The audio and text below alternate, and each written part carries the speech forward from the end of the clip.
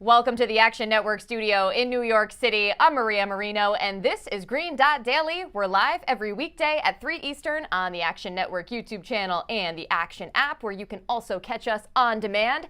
Today's show is all about the NBA Finals. We'll get you picks for Game 1, including a prop bomb, and discuss whether or not you want to fade Jimmy Butler. Stick around later in the show as well for Charlie DiSturco and Tim Kalinowski. But first, some notes from our Action Network Director of Research, Evan Abrams. A lot has been made of the Denver home court advantage, and this is why. Nuggets at home this season are 42-7 straight up, best in the NBA, 30-18-1 against the spread, second best behind the Warriors. The Heat, meanwhile, are the third team in the last 35 years to win 3 straight series as underdogs, joining the 99 Knicks and 95 Rockets. Miami is looking to join the Rockets as the only team to win 4 straight series as a dog en route to a title. Finally, the numbers say the first half under has been a profitable angle. The first half under in the NBA Finals is 57-43-4. That's 57% since 2020 and 9-3 to the under in the last 2 finals.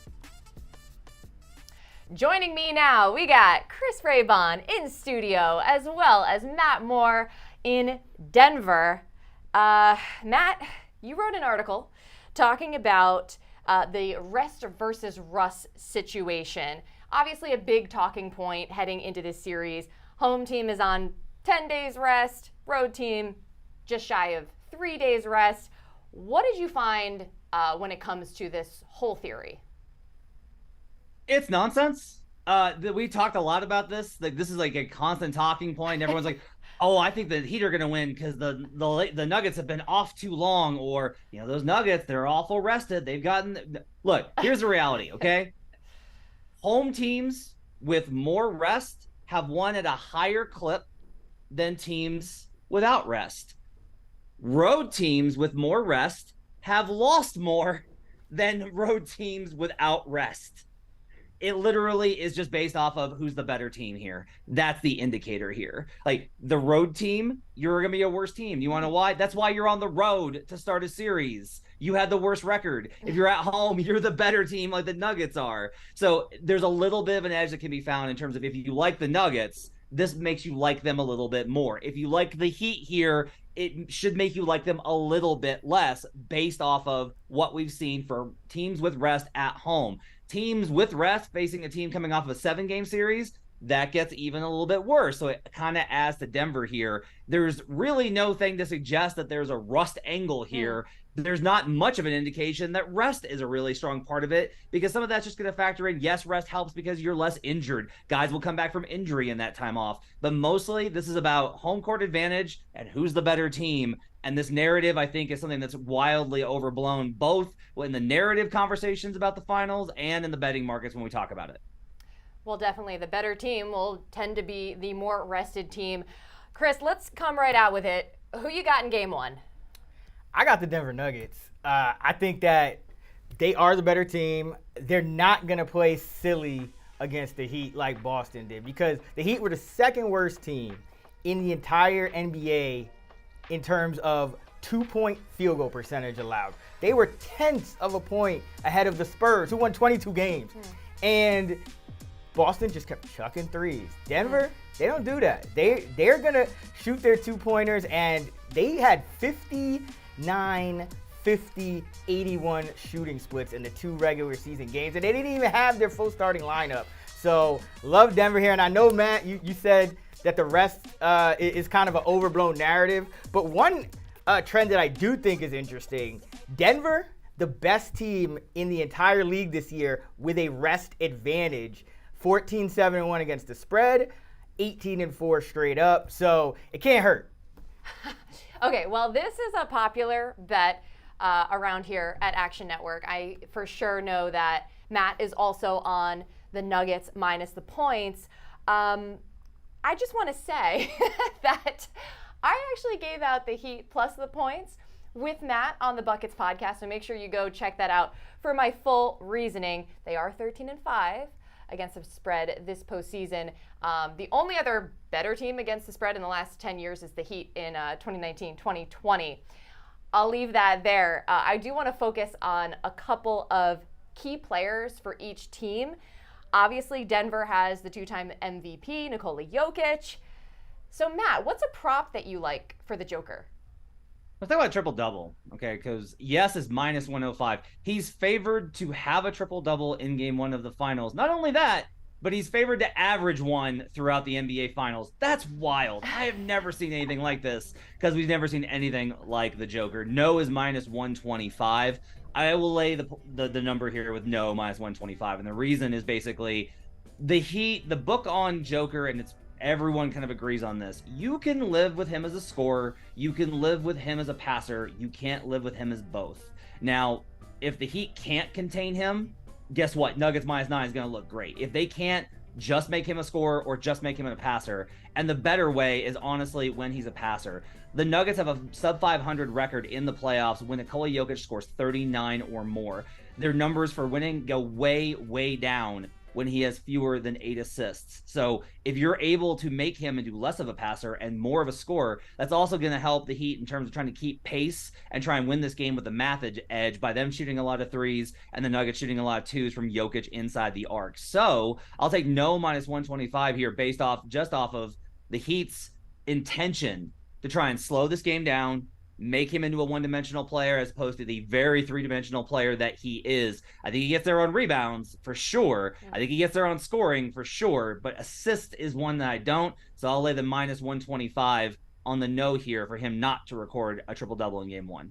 I think if there's any game in the series that he's not going to get a triple-double, it would be Game 1. Now, on the Miami side, Chris, we got Caleb Martin. He was a breakout star of the Eastern Conference Finals. Is there a prop you like involving Martin?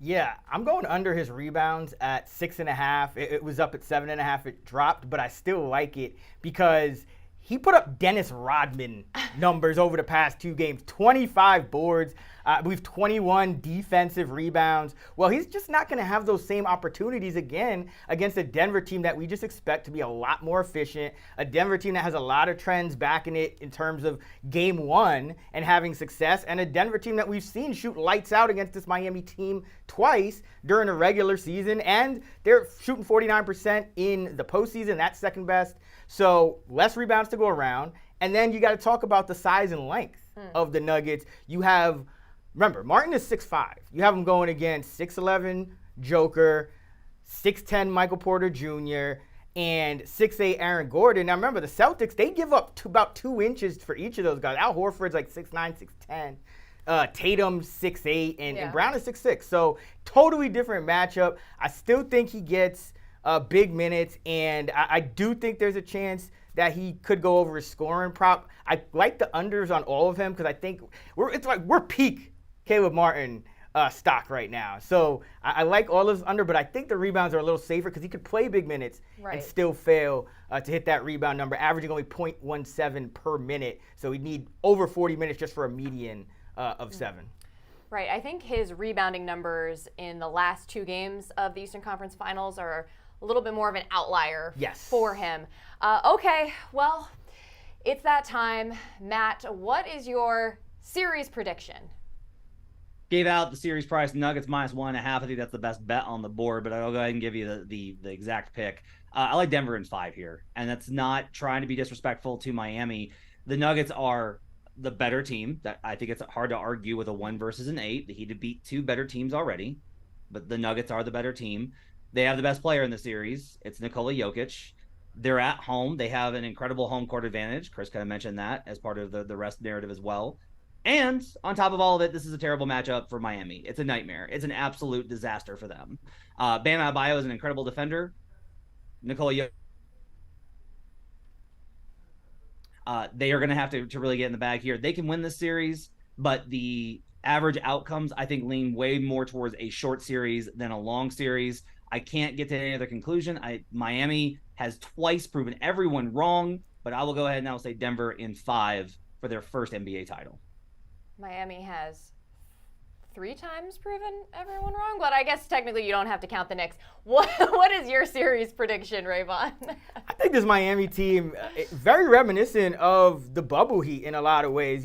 Coming from a lower seed, running through the Eastern Conference, but you meet up with a better team in the finals. They go down in 6. I predict them to go down in 6 again. I think we get one Jimmy game and one math game where the Heat just lights out from 3. And I think they're both going to be in Miami this time. I don't think the Heat are going to be able to get one in Denver because Denver's so good at home, and I think that'll be the difference. This is really hard for me to pick. I haven't been shy about saying that. I've just fallen for the Miami Heat. This postseason, I tend to lean more toward Raybon with 6 games just because we know that Spoelstra defensively can work wonders, and to your point, there could be a game where Jimmy is just that persona that we've come to know, even despite some of his injury issues and fatigue. Beyond that, I don't want to commit too hard on a pick because it's just too hard, It's just sad because it's been such a fun run for Miami. But you guys have all said it. Denver has shown that they are a deep and complete team. It could be their time. It's our time to say goodbye for now to Chris Raybon and Matt Moore. Thanks so much to both of you for joining the show. Matt, you are going to the game tonight, so have fun, buddy. Thanks so much. Green Dot Daily is presented by BetMGM. Use bonus code ACTION when signing up to get up to $1,000 paid back in bonus bets if you don't win your first bet. Terms and conditions apply. Gambling problem? Call 1-800-GAMBLER.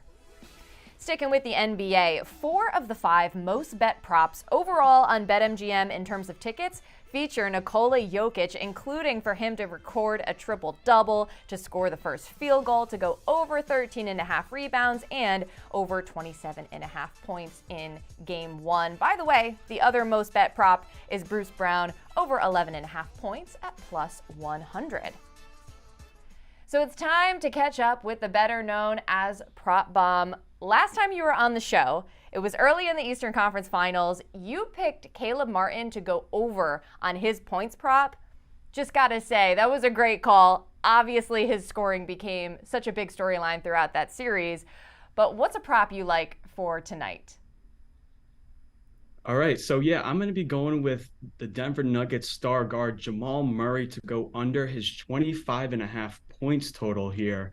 And it comes to a surprise because last series he was dominating against the Lakers, averaging 32.5 points per game. But we're turning the page here and we're on to a new series against the Miami Heat. And I just think the pace being a lot more slower and the Miami Heat culture defense is really going to make an impact here. So, one of the things that Jamal Murray is really good at is his pick and roll ball handling. He gets a lot of his points coming off of Nikola Jokic screens.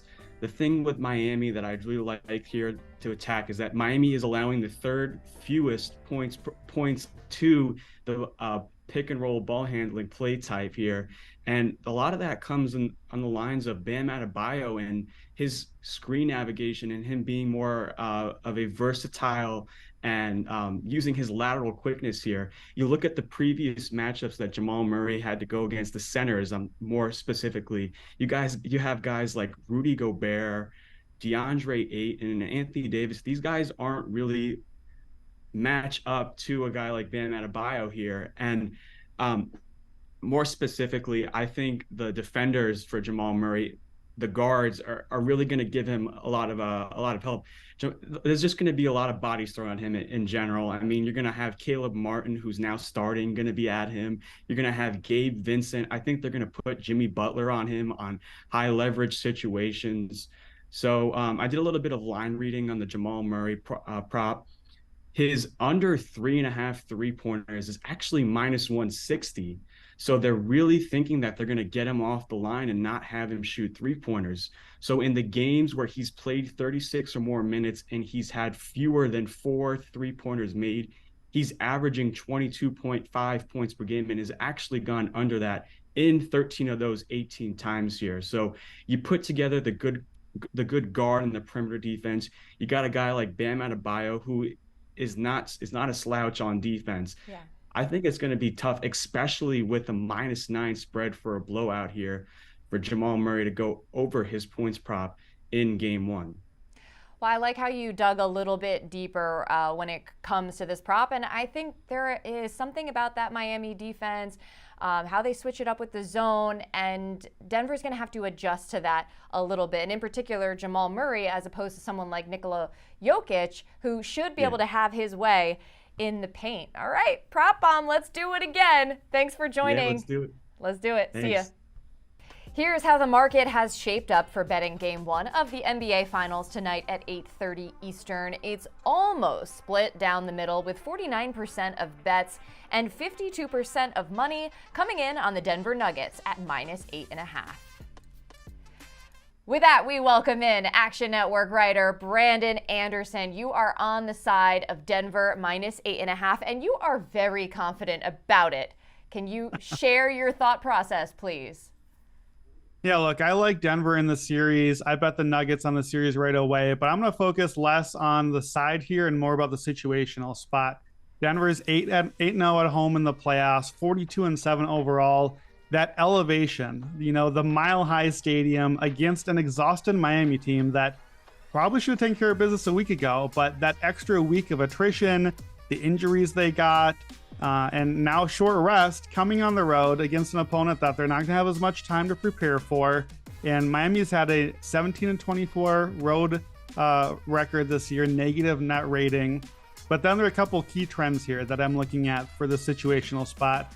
From Raheem Palmer, teams after a game 7. We've been on this trend before right here on the show. Teams after game 7, the following game 1 are 33-53 straight up since 1988. So only 38% win rate, 42% on the series. It's just a really fast turnaround, right? You're tired, and it's not just physical, it's mental. You are exhausted. You're going to make some extra mental mistakes. You haven't had time to prepare for this worrying Jokic offense that's just going to come right at you. So I think that's a tough spot for Miami. And then from Evan Abrams, game 1 favorites, 23-4 straight up since 1996. Since 2005, 16-2 straight up and 15-3 ATS, 83% hit rate. So I think it's just a great spot to back Denver at home in the elevation. History's been telling us more recently that these teams that are favored take care of business in game 1. It's the finals. This is what you did the whole season. You are ready. You have been prepared for this. I'm not worried about the rust thing. Denver, they know what they're doing. They're ready for this. And I think they're going to go up 1-0 with a relatively confident win. I cannot even begin to argue with anything that you just mentioned. I will only add that the Heat have been pretty good on the road. 7-3 ATS this postseason. I'm just going to leave it there. What else do you like for tonight? Yeah, I'm going to have to go against another one of your guys here, Maria. I got to fade Jimmy Butler. And look, I'm a Timberwolves fan and a Bulls fan. I'm in on Jimmy Butler. Butler has proven doubters wrong. I don't know who the doubters are still. Are there any Jimmy Butler doubters? He's been incredible. I just don't think he looks right. He is not playing as aggressive as he did early in the postseason. He's constantly getting into the paint and then passing back out. He doesn't have a lot of lift. That ankle, I think, is still bothering him.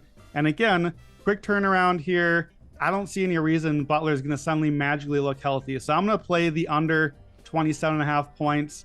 Here's the numbers. First 8 playoff games, he was at 33.5 points a game. 9 games since, he's down to 24. So that is nearly a 10-point drop-off.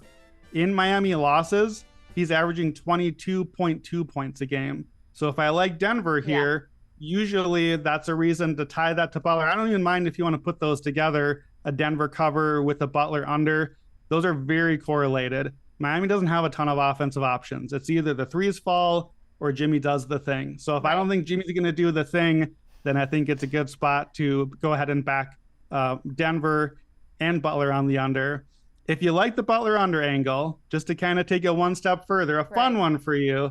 So we did on Buckets a series props podcast. So you can see a lot of these other, long shots and the fun ones. One that I like here for this series, Nikola Jokic to outscore Jimmy Butler in every finals game. I'm sorry, Maria, that hurts to hear, I know, but I think Miami tries to turn Jokic into a scorer, not a facilitator. I don't think Butler's healthy. So if he's looking at like 18, 20, 22 points, I think Jokic can go over that each game. And again, correlated. If Butler's not scoring, we might get a short series. And now I only have to do this maybe 4 games or 5 games. So I'm seeing a 20-1 on that. I think it's a fun bet. You get to have something to cheer for every game, hopefully, unless Butler just goes out and drops 45 on me tonight and clowns all of my picks. So that's the pick. Jokic over Butler every game, 20-1. And then just for tonight, Butler under 27.5 points. As much as I love Butler, I agree. In the Eastern Conference Finals later in the series, I was questioning his health. I felt like he didn't quite look like himself. I wonder if we'll see him be more aggressive, if he physically can be more aggressive. You know that's what I'm rooting for, but we shall see. Before we let you go, Brandon, series prediction. I got to do Nuggets in 5. Nuggets in 5 at home in Denver. Going to celebrate in front of the home fans. All right, fair enough. Brandon, thanks for joining the show. By the way, follow Brandon Anderson in the Action app. He's a great follow. And as you just heard, you can always catch him on the Buckets podcast as well. Thanks again, my friend. Enjoy the game. Green Dot Daily is presented by BetMGM. Use bonus code ACTION when signing up to get up to $1,000 paid back in bonus bets if you don't win your first bet. Terms and conditions apply. Gambling problem? Call 1-800-GAMBLER. We are not done yet here on the show. Look who it is. We got Tim Kalinowski and Charlie DiSturco. Guys, always fun to have you here.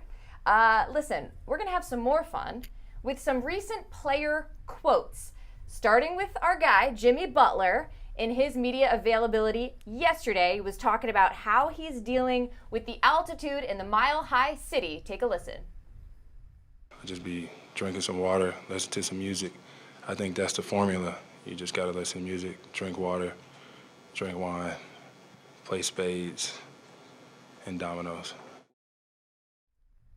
Well, that seems like quite the formula, guys. I'm curious what you would be doing to adjust to this altitude. Tim, why don't we start with you? I mean, how can you not love the guy even more after he said that? The way he plays, the way he prepares, it's like every guy's dream. Look, altitude is real. It's scary. I've played hockey in Colorado before. I just happen to be wearing this today. And it is very, very real. I honestly have no idea. I think he has the best strategy because I would say, maybe like run with one of those masks or whatever. Yeah. But I'm not gonna run. Who am I kidding? I think Jimmy's saying the thing like, I would love to like have a way to prepare for this, but I'm not gonna write myself a check I can't cash, so I'm just gonna drink and hang out. Are you really even preparing for it if you're running with a mask on? Because as soon as you take it off, then all of a sudden you're just running outdoors and you're going to get hit by the altitude that is. No, before you go to altitude, you're such you have a mask on. Hey, no name calling. He's No being name calling. mean. Dude, you ever seen those things? Like Yeah, people I in the just gym thought with I just thought they were wearing masks. I don't know. But like, this is my thing, right, Maria? First off, I don't even know what spades is, so I can't be saying I'm playing spades. I'm a poker guy or a blackjack guy. Okay. I'm not spades. I don't know what this is. Second off, I've never been to Denver, so is this altitude thing even real? Like Tim says it's real. I don't know if I buy it. I think it is real. It seems like all of our analysts have been talking about this, but I think the key for Jimmy is like, don't think so much about it and let it get in your head. Just do you, you know? I tried to do that. I got off the plane. We had to practice immediately after we landed, and it was terrible. It's like it's just like, you're just looking. It's like being in this studio sometimes at the Heat. It's Some people are not built No one different does though. that. have the Heat just practice in here. So if you're doing you, Charlie, like what does that look like for you? You know what? Water is a key. You got to stay hydrated. I've never been a high intensity NBA athlete, so I can't relate as much. Yeah. But just like walk out, practice, do your Right. thing. Listen, I don't know if the altitude's real, so I'm gonna give it like a normal You're day. Also never one to shy away from a little like spa mask, if available. Yeah, you got to take care of yourself. This is Like self-care. It sounds like his plan is. It's self-care. His plan is better than Self-care. It's the same thing that I do. We're like the same people, me and Jimmy Butler. Maybe we're both related to Michael Jordan. Who knows? Okay, that seems like a good time to pivot to baseball. Noah Syndergaard, after yesterday's loss to the Nationals, was rather defeated and had this to say, quote, "I would give away my hypothetical firstborn to be the old me." Noah, with a 6.54 ERA this season. I love it. Your response, Charlie? I love it. I mean, listen, he was a former Met. Then he started going on with Twitter fingers and all that. So seeing him go downhill here is kind of like watching your firstborn grow up, not giving him away. Because I'm watching this guy grow up. My kid grow up, I'm like, oh my God, this is great. Like, I'm watching my firstborn really get into it and grow as a human. Well, guess what, Noah? You left New York for Los Angeles to go to the Angels, and now you're struggling in the Dodgers, another LA team. Maybe it's just the West Coast. You just can't pitch. But I'm happy to see that he's struggling. I've never related to anything more in my life What? than that. I mean, I couldn't agree more. I have said for a long, long time, I would liquidate everything I have. I would trade every experience I've ever had to give it away. George Strait, just give it away. Just to be back, to be like 14 and a half again. Just do high school all over again. Why? 14 and a half is such a surprising age to say that that's like your peak or your prime. Yeah, was there a milestone? No, it was so much, I mean, it was so much better. Everything has gotten worse since then. You're working full-time at a company, you have a full-time job. I work. He works. It was the greatest time ever. And here's the best part. Like, I knew it. I knew it was the best part. And I enjoyed it. I peaked in high school 100%. See, that was the opposite It's of like me. the saddest thing ever. Like, I hated college. I loved high school. And it's just gotten like, you know what, Tim? Worse since. I didn't know high school Tim, but I think current Tim is pretty great. I think you're selling yourself short. So does her mom. But really, though, even though that sounded terrible. But I think that this is harsh from Noah and harsh from you. So we got one more. One more quote to get to. The U.S. Darts Masters is happening this weekend at MSG. We had Tim there recently, as well as Michael Leboff, doing some interviews. And here was one of the... Starting to go like neck and neck. I mean, I know you had that rivalry with Gorman Price, and now the three of you, it's They're good. not rivals yet. They first have to win as much as me. If they get there. If they get there, exactly. and they're rivals with you. Like, what's that like between you and Michael? I mean, you guys obviously have that crazy Michael moment. is amazing, fantastic player with a loads of talent. Only, I think, mentally is a little bit weaker than me. So that's my advantage on him, I think. But for the rest, they are games good to watching. They're quick, they're spectacular, high scoring, and that's what people want to see. Okay, so sounds like an absolute boss. He basically was like, you're not a rival till you beat me, and like, you're mentally weaker than me. I mean, Tim, thoughts? He was terrifying in the interview. And like, I thought I was gonna kind of be like, it's very easy to say, hey, I wish all these journalists asked this to this person. And then there I was, and I went in with a plan. He's the guy who, in that viral darts video with the 9-legger, he loses. And I planned on asking him after that, like, up and like, are you able to watch it? Are you this? And I completely scrapped that after this question. Hey, do you doubt yourself? And he's like, I've never even heard of that word. So I was like, I wish Leboff could have been in the middle because I wanted to run. I was absolutely terrified. I will say, did you even have a license for those guns out there? Your I shirt was a know. little tight. You're looking good. He should have been scared of you. If there was anyone to be scared of, it was you. No one showed me the footage and like real time. I wish there was a monitor. Confidence. Because if I saw what I looked like, maybe I would have asked the follow. Right. I looked like spectacular. Yeah, it looked like you just worked out right before it. You're coming in, pumped, ready. But you know, I looked like that in high school all the time. Did you? I kind of find that hard to believe. You're probably a little bit shorter, but Right. you know, who knows? But I will say, not having that self-doubt, like being that just like I'm the best, Yeah. is what you need in sports, right? That's how Jimmy 100. Butler's gotten to this point, Right. and we've seen it across all sports. It's kind of sweet to see a guy in darts that's just like, yeah, I'm like the best, and like I don't care what you say. I thought I was gonna be like Tom Rinaldi, like tell me a time where you really doubted yourself, and then I was just like, yeah, I'm out for that. Nope. Listen, look out for more darts-related content from Tim coming up this weekend. It's been a pleasure, as always, having you guys here. Really hard-hitting analysis. Yeah. Highly entertaining. Highly recommend. Thanks again. Yeah, but it's been a pleasure. All right, remember, any picks we give out here on the show, you can easily reference by following Green Dot Daily in the Action app. We keep track so you don't have to. And that's going to do it for Green Dot Daily. Once again, I'm Maria Marino. Thanks so much for hanging with me. And I look forward to seeing you again Friday at 3 Eastern on the Action Network YouTube channel and the Action app.